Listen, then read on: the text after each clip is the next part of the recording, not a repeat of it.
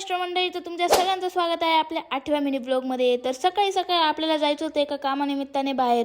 तर काय काढून घेतली आपली टुकटुक आणि देऊन दिली पप्पांना चालवायला आणि आपण मस्तपैकी बसून घेतलं मागे। घरी आले आणि बघते तर काय स्वामी भाऊ घेऊन आले होते समीर भाऊंना भेटायला। मग त्यांना पण भेटून घेतलं आणि मध्ये आली माऊने एवढे डेंजर केस ओढले ना माझे।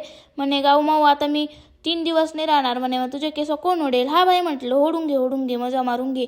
आणि आता इथे मॅडमांना चढला होता व्हिडिओचा शौक, म्हणे दाखव म्हणे मी काढते म्हणे तुझा व्हिडिओ। मॅडम तिचाच व्हिडिओ काढत होत्या। आता राधूने तिच्या मामाला पण भेटून घेतलं होतं आणि मस्तपैकी तयारी बी करून घेतली होती एकदम टोपी वगैरे घालून। म्हटलं चल आता मी तुला सोडून देते गाडीपर्यंत, तुळजापूरपर्यंत तर काही सोडता येणार नाही। मग काय राधूला देऊन दिलं होतं मस्तपैकी काकूकडे आणि करून दिलं होतं तिला बाय।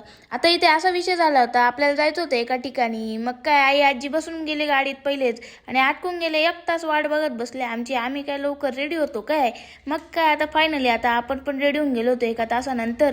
मग कसं बसं पावसाला पार करून गाडीत बसून गेलो होतो आणि पूर्ण ओलं पण होऊन गेलो होतो। आणि आता इथे आपण पोहोचून गेलो होतो, बाळालाही बघून घेतलं होतं। घरी गेल्यावर चालू होत्या रावण्या स्वामीच्या।